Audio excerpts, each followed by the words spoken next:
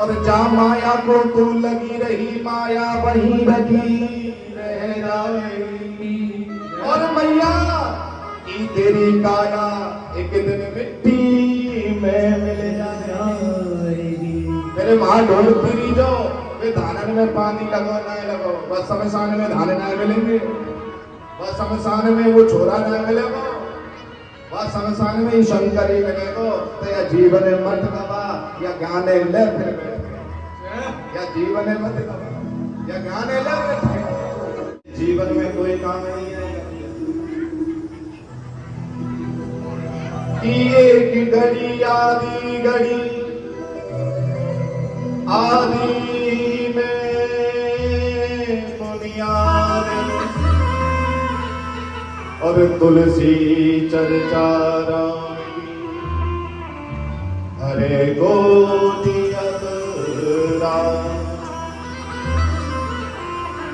एक मिनट मिले, एक सेकंड मिले, चाहे तुम्हें एक पल मिले, पर जितना हो सके मेरे आशीश्वर महादेव का उच्चारण करते रहो, मेरे बाबा का नाम लेते रहो। कि पोती बड़ बड़ जग हुआ, पंडित हुआ न कोई, और ढाई अक्षर प्रेम को पढ़े सो पंडित हो। यानी ग्रंथ पोथी में पढ़े थे ज्ञान ना मिलेगा भैया, या कि शरण में जाने में ज्ञान मिलेगा। यानी पोथी पुस्तक ने पढ़ने से ज्ञान ना मिले, सुनने से ज्ञान ना मिले, बाकी शरण में जा, और बाकी शरण में जाएगी तो मेरे बाबा तो अपने आप ज्ञान दे देगो, ज्ञान की कमी ना छोड़ेगो। बोलो हरे हरे महादेव, संकट हरे महादेव। ऐसी पावन पवित्र कथा मेरे आशीश्वर महादेव श्री शिव महापुराण की कथा। एक समय नैमिषारण्य क्षेत्र में सोनकाते कथा से 1000 ऋषि 12 वर्षीय यज्ञ कर रहे हैं, और वो जब 12 वर्षीय जो यज्ञ कर रहे हैं तो उस यज्ञ के बीच में सूत जी महाराज वहां पहुंच, और सूत जी महाराज जब वहां पहुंचे तो सोनकाते कथा से 1000 ऋषियों ने हाथ जोड़कर प्रणाम किया, और सोनकाती अठासी 1000 ऋषि कहने लगे कि हे प्रभु, इस कली काल कलयुग में लोगों को मेरे शंकर की भक्ति कैसे प्राप्त होगी? इस कली काल कलयुग में लोगों का उद्धार कैसे होगा? हे सूत जी, आजकल कलयुग के लोग अजगर रूपी कलयुग का जो मुंह खुला हुआ है उसमें प्रवेश करते जा रहे हैं, पर अपनी मुक्ति का साधन नहीं खुला। तो उन्हें कली काल में कैसे फल प्राप्त हो, ऐसी हम पर कृपा करें। ऐसा हमें कोई कथा, कोई सत्संग, कोई मंत्र, कोई तप कुछ श्रवण कराए जिससे कली काल लोगों का कल्याण हो सके। सोनकाती कथा से 1000 ऋषियों ने जब सूत जी महाराज से कहा तो सूत जी महाराज बड़े गदगद हो गए, बड़े प्रसन्न हुए सूत जी महाराज।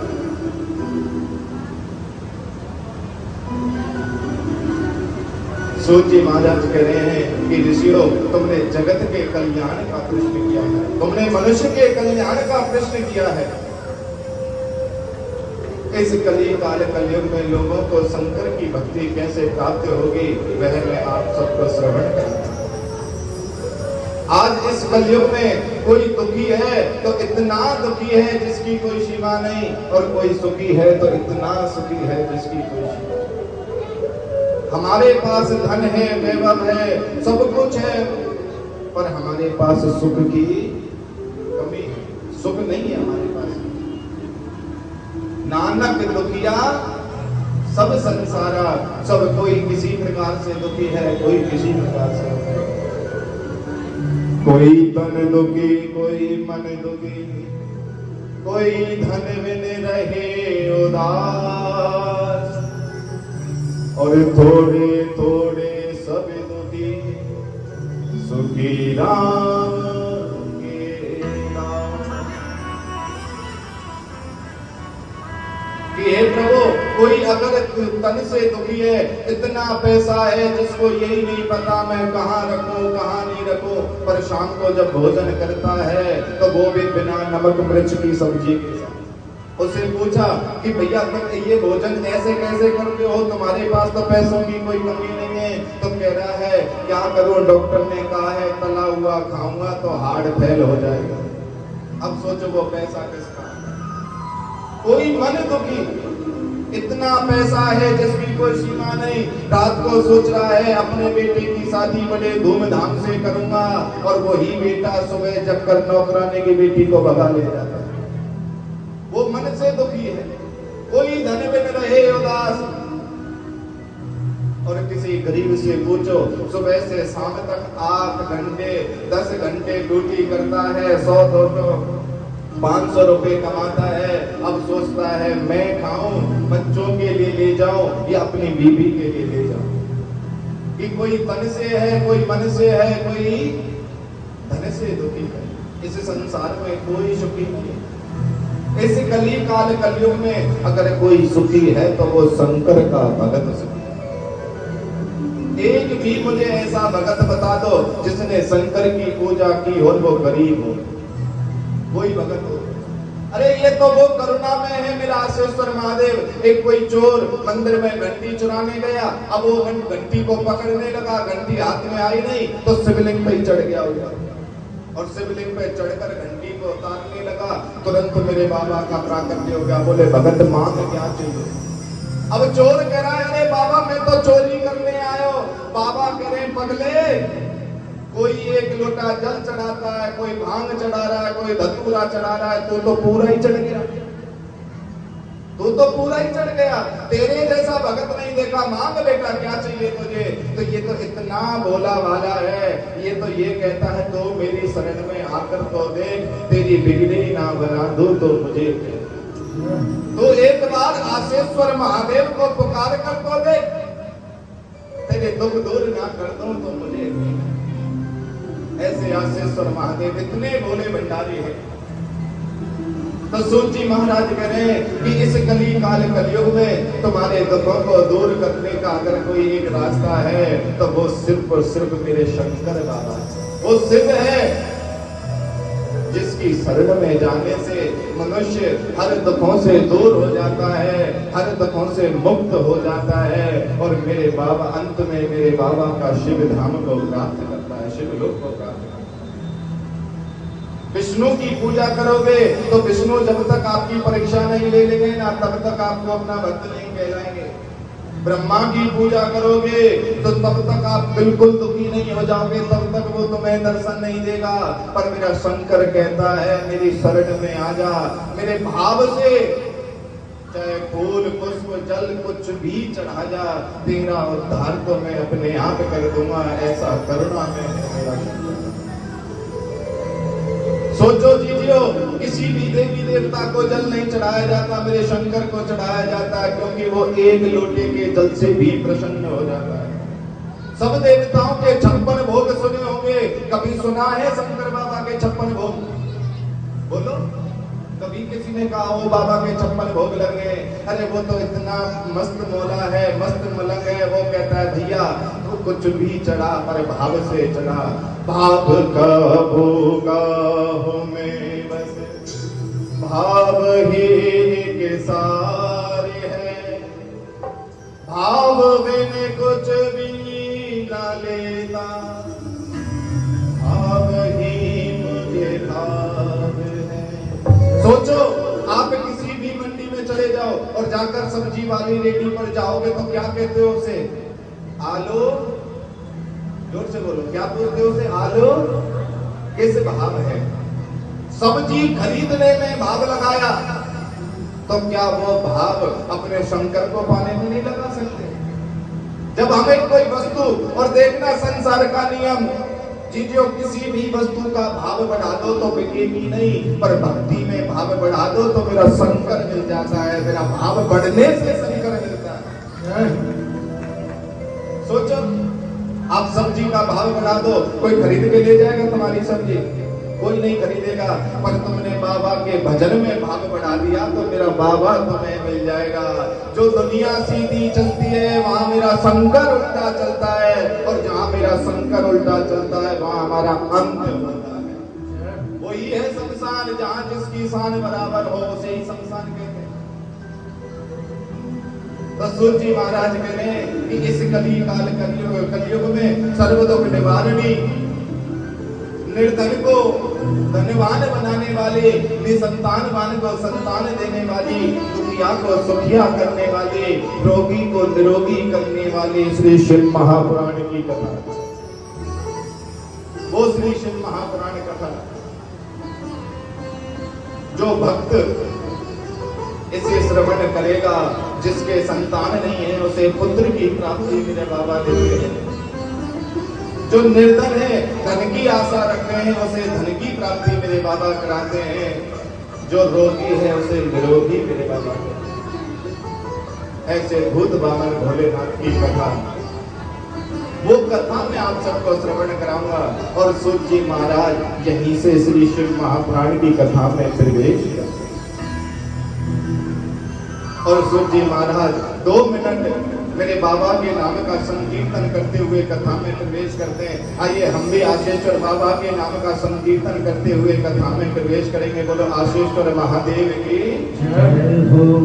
ओम नमः शिवाय, ओम नमः शिवाय, हरे हरे शंभो नमः शिवाय, नमः शिवाय, ओम नमः शिवाय, हरे हरे शंभो नमः शिवाय, नमः शिवाय, भोला नमः शिवाय, हरे हरे भोले नमः शिवाय, नमः शिवाय, ओम नमः शिवाय, हरे हरे भोले नमः शिवाय।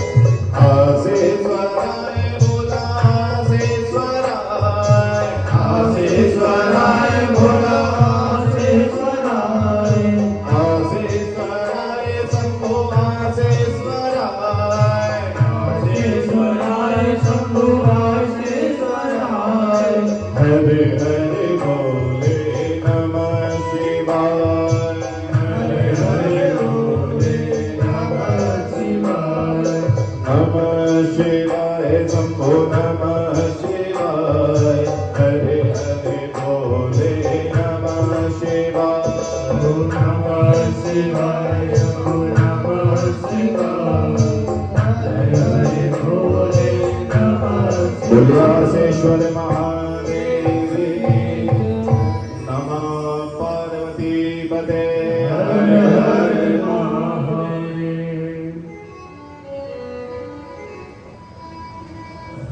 श्री सूत जी महाराज सोनकाते कथा से इस कली काल कलयुग में लोगों के दुखों को दूर करने का अगर कोई सर्वोत्तम साधन है तो वो है श्री शिव महापुराण की कथा। सोनकाते कथा से हजार ऋषियों ने पूछा कि प्रभु ये श्री शिव महापुराण की कथा किसने रची? ये श्री शिव महापुराण की कथा कहाँ से प्राप्त हुई? तब सूत जी कह रहे हैं कि ऋषियों, ये श्री शिव महापुराण की कथा किसी ने नहीं रची, स्वयं मेरे शंकर ने, मेरे बाबा भोलेनाथ ने यह कथा नंदी को श्रवण कराई, और नंदी ने यही कथा सनत कुमारों को श्रवण कराई जो ब्रह्मा के 4 पुत्र हैं। और वहीं पर ब्रह्मा जी ने भी श्रवण की, और ब्रह्मा ने जब ये कथा श्रवण की तो वही ब्रह्मा जी आज अपने पुत्र नारद को ये कथा श्रवण करा रहे हैं। और वो नारद जी महर्षि वेदव्यास जी को ये कथा सुना रहे हैं। श्री शिव महापुराण की कथा में 1 करोड़ श्लोक थे भैया। कितने? 1 करोड़। और जब वो 1 करोड़ श्लोक नारद जी ने महर्षि वेदव्यास जी को श्रवण कराए, तो मेरे महर्षि वेदव्यास जी ने उन श्लोकों को तोड़ा और 24,000 श्लोकों से श्री शिव महापुराण की रचना कर दी। बोले श्री शिव महापुराण की जय हो। 24,000 शिव महापुराण की रचना, और वही श्री शिव महापुराण मुझे उन्होंने श्रवण कराई। और आज मैं आप सब ऋषि महात्माओं संतों की शरणागति में बैठकर यह कथा आप सबको श्रवण कराई।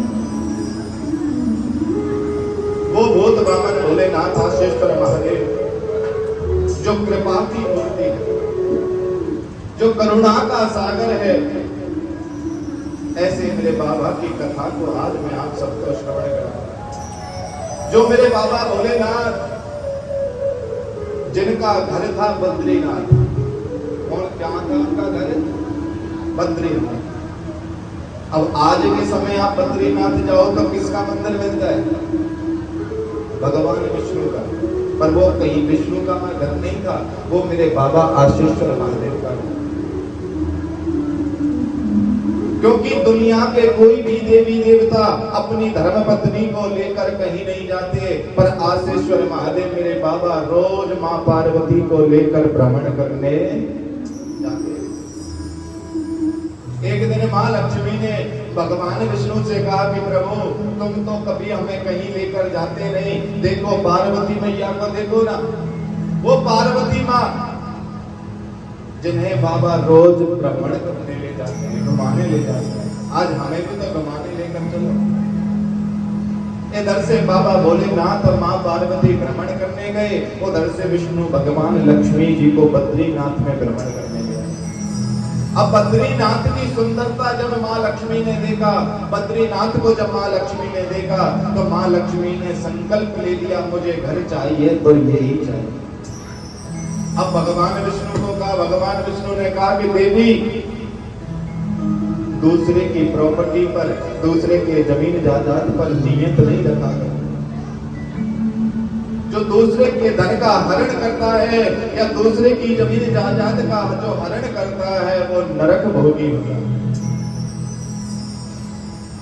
देवी ये तो स्वयं मेरे परम पिता परमात्मा आशीश्वर महादेव का धाम है, ये तो स्वयं मेरे भूत बामन भोलेनाथ का धाम है, विश्वनाथ का धाम है। माँ पार्वती माँ लक्ष्मी जिद कर कर बैठ गई। माँ लक्ष्मी ने कहा कि मुझे घर चाहिए तो यही चाहिए। भगवान विष्णु ने कहा कि ठीक है देवी, करता हूँ कुछ देगा। इधर से माँ पार्वती और बाबा भोलेनाथ भ्रमण कर कर आए, और जब भ्रमण कर कर आए तो आज मेरे प्रभु नारायण एक शिशु बच्चे का रूप लेकर, और जहां पर मेरे बाबा का मंदिर बना हुआ है, देव स्थान है बद्रीनाथ में, वहां पर मेरे प्रभु रोदन करते हैं। माँ पार्वती ने देखा, माँ पार्वती कहने लगी कि स्वामी देखो शायद किसी का बच्चा रोदन कर रहा है, रो रहा है। और माँ पार्वती दौड़ कर गई, जैसे बच्चे को उठाने लगी तुरंत मेरे बाबा ने कहा कि देवी किसी दूसरे का बच्चा गोद नहीं लेते, अगर गोद में ले लिया तो क्या देना पड़ता है गोद लेने के बाद? जमीन जायदाद देनी पड़ती है, प्रॉपर्टी देनी पड़ती है। किसी का बच्चा गोद में नहीं लेते, गोद मत ले इस बच्चे को। माँ पार्वती ने कहा कि प्रभु तुम कैसी बात करते हो, शायद कोई आया होगा, यहाँ बच्चा भूल कर चला गया, ये रुदन कर रहा है, रो रहा है। और माँ पार्वती उस बच्चे को भीतर घर में ले आई, दूध पिलाने लगी। अगले दिन शाम को फिर मेरे बाबा भोलेनाथ और माँ पार्वती भ्रमण के लिए गए तो उस बच्चे को घर में छोड़ गए। अब जब घूमकर आए और अपने दरवाजे को देखा कि जिसे वो बाहर से बंद करके गए थे वो भीतर से बंद। माँ पार्वती ने दरवाजा बजाया, कौन है भीतर, बाहर निकलो। कोई आवाज नहीं आई। मैया ने दोबारा कहा, अरे कौन है भीतर, बाहर निकलो। फिर भी कोई आवाज नहीं आई। तो माँ पार्वती को गुस्सा आया और कहने लगी कि अरे दोस्त, जो भी कोई भीतर है या तो बाहर निकला, नहीं तो मैं तुझे श्राप देती हूँ कि तू भीतर ही मर जाएगा। तुरंत मेरे नारायण ने दरवाजा खोला, तुरंत मेरे प्रभु ने दरवाजा खोला और दरवाजा खोलते ही भगवान विष्णु ने माँ पार्वती को प्रणाम किया। माँ पार्वती कहने लगी, प्रभु आप हो भीतर, आप दरवाजा क्यों नहीं खोलते? भगवान विष्णु कहने लगे कि मैया तुम मेरी माँ हो और वो मेरी लक्ष्मी कौन है? पत्नी। अब बेटा माँ की ना सुने तो मना, और बहू की ना सुने तो भैया मैं तो ऐसा फंस गए हूँ, मेरे कछु समझ में नहीं आ रहा, तुम मुझे जो बता मैं करूँ तो करूँ कहा।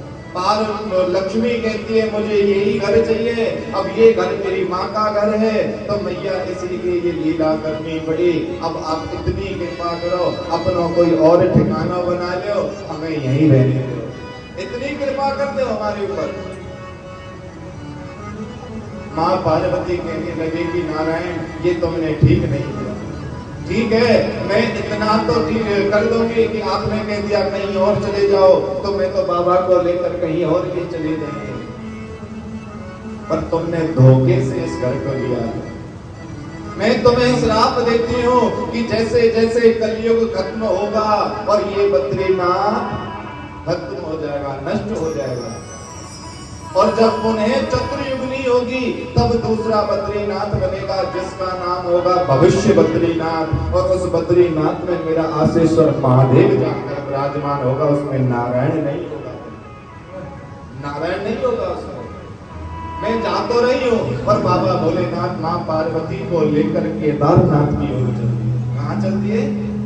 केदारनाथ। इधर से लक्ष्मी माँ बड़ी प्रसन्न होकर आई और जैसे भीतर घुसने लगी तो तुरंत मेरे विष्णु ने कहा कि देवी तुम्हें भीतर आने की अनुमति नहीं, तुमने मुझसे छल कराया, तुमने मुझसे मेरे बाबा की जमीन को, मेरे माता पिता की जमीन को छुड़वाया। आज हम तो घर वाले हो गए पर मेरे माता पिता तो बेघर हो गए। देवी ये तुमने ठीक नहीं किया और मैं तुम्हें भीतर प्रवेश नहीं करने दूंगा। मुझे कोई दुख नहीं है, इस कड़ कड़ में मेरे शंकर का वास है, मैं तो अपने बाबा की भक्ति और भजन करूंगा। और मेरे नारायण वहीं माला लेकर बैठ गए। आज भी आप बद्रीनाथ जाओगे तो मेरे प्रभु की कैसी प्रतिमा है, वहां गया है कि बद्रीनाथ? बद्रीनाथ में आज भी मेरे नारायण भजन कर रहे हैं बैठकर, और माँ लक्ष्मी बाहर हाथ जोड़कर बैठी है। आज भी मिलन नहीं है माँ लक्ष्मी का नारायण का। क्यों? क्योंकि वो तो मेरे शंकर की जगह। अब बाबा के गले में जो सर्प है ये किसका रूप है? ये है भगवान विष्णु का।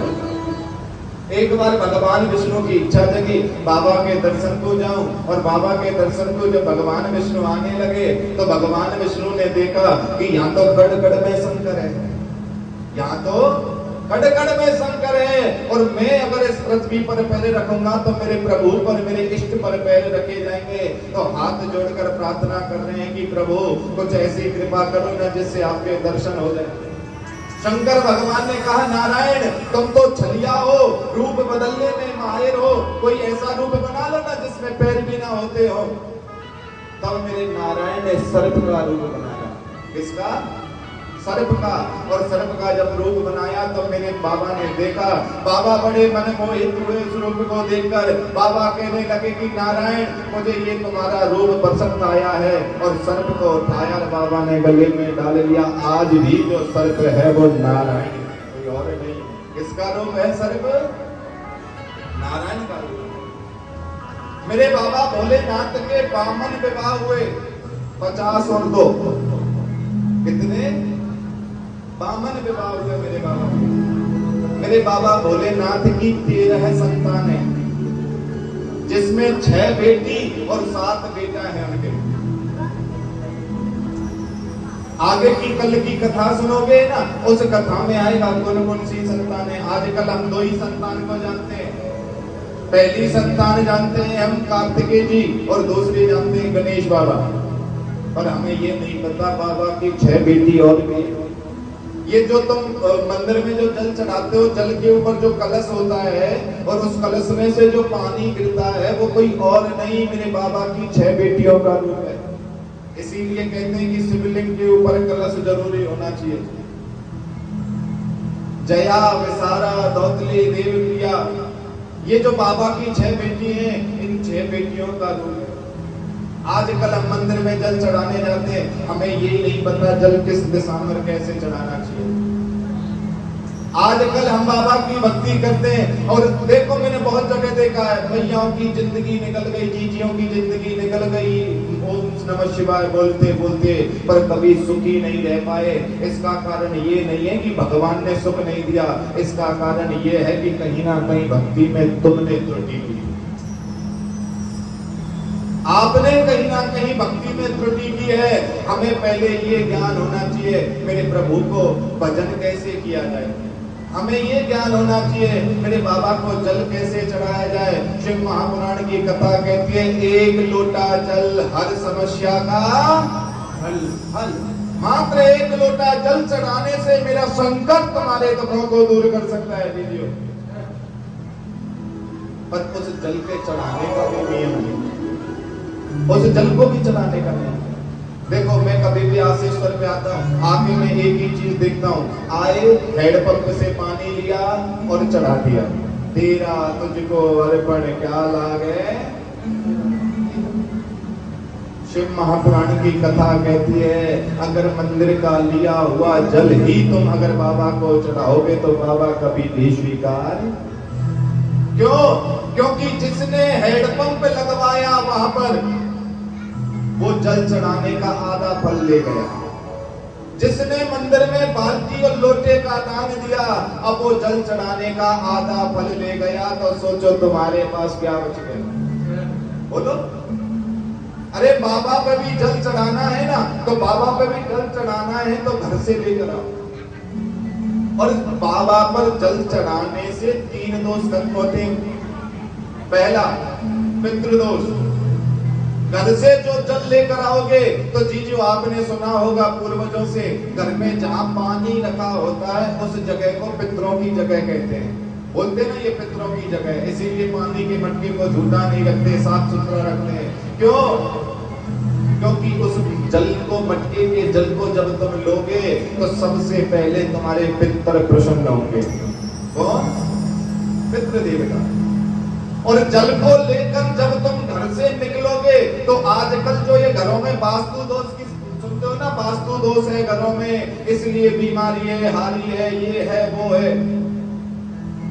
जब आप जल लेकर बाहर निकलोगे तो घर के वास्तु को लेकर आए और वही जल आकर जब मेरे बाबा पर चढ़ाओगे तो तुम्हारे सारे दोष, राहु केतु शुक्र शनि चंद्रमा सब दूर हो जाएंगे और मेरा बाबा उस जल को स्वीकार भी करेगा। और अगर मंदिर का लेकर चढ़ाओगे तो मेरा शंकर कभी स्वीकार नहीं करेगा, कभी नहीं करेगा मेरा शंकर। पर आजकल हम क्या कर रहे हैं, आजकल हम बस वहीं से लिया सब कुछ और वहीं चढ़ा दिया। ज्यादा से ज्यादा भैया क्या करेंगे, गांव में घर से दूध ले आएगी, जल यहीं से लेगी।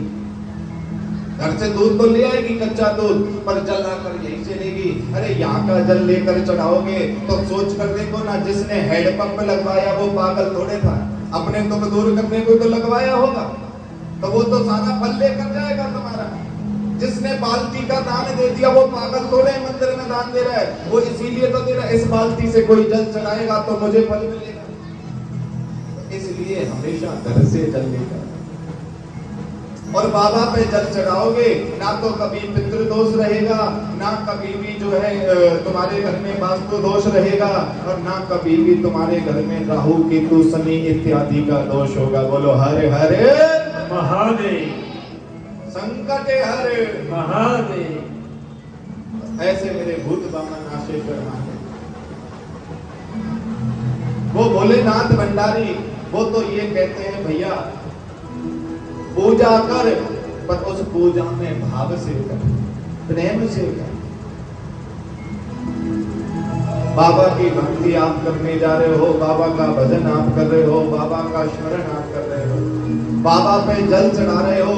आजकल देखो एक नई प्रथा, मैया जितनी भी बुजुर्ग बैठी है बताओ, ये पहले आशीश्वर महादेव पे खाली शिवलिंग थी या ये और भी मूर्ति थी? बोलो, खाली शिवलिंग थी ना, ये मूर्ति बाद में रखी गई। अरे शिव महापुराण की कथा कहती है कि शंकर की जो ये शिवलिंग है ना, भगवान शंकर के 2 रूप होते हैं, एक साकार और निराकार। साकार वो स्वरूप है जिसमें हाथ भी है, पैर भी है, जिसमें आंख भी है, जिसमें स्वरूप तुम्हें दिखाई दे रहा है। और निराकार, निराकार वो है जो शिवलिंग के रूप में दिखाई दे रहा है, जिसके कोई हाथ पैर नहीं होते, वो निराकार स्वरूप है। और जो मूर्ति आप देख रहे हो वो साकार स्वरूप होता है। और निराकार स्वरूप में जब हम कभी जल चढ़ाते हैं, अब आजकल मैं क्या देखता हूँ, सबसे पहला जल लेके गणेश जी को चढ़ाएगी, जो मूर्ति बनी हुई है। कहीं नहीं लिखा हुआ शास्त्र में, ना मंदिर में कहीं भी आप जाओगे कि कहीं नहीं लिखा हुआ कि पहला जल गणेश जी पे। लिखा हुआ है पहला जल गणेश पर चढ़ाओ, पर कहाँ?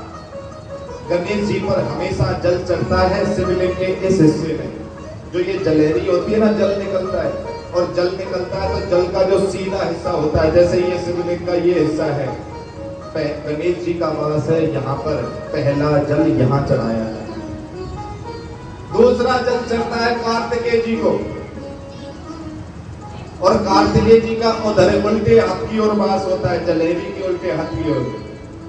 और तीसरा जल कहाँ चढ़ता है? अशोक सुंदरी, जो मेरे बाबा की सबसे बड़ी बेटी का नाम है, जो जलेरी के बीच का रास्ता होता है ना, वो अशोक सुंदरी का है। फिर उसके बाद में जल चढ़ता है माँ पार्वती, जो शिवलिंग के चारों ओर का हिस्सा होता है, वो पार्वती मैया है, उस पर जल चढ़ाओ। और उस पर जल चढ़ाने के बाद में फिर मेरा प्रभु कहते हैं कि कुबेर देवता और वीरभद्र को जल चढ़ाओ। ये शिवलिंग के आगे वाले हिस्से में होते हैं, जलेरी और शिवलिंग के बीच का जो हिस्सा होता है। और उसके बाद सर्प देवता को, फिर बाबा की 6 बेटियां, जो 5 बेटियां हैं, जो कलश के रूप में, उसमें डालो। उसके बाद मेरे शंकर को जल चढ़ाओ। और मैं गारंटी लेता हूं, मैया तुम्हारे दुख दूर ना कर दे तो बाबा फिर हमसे कह दे।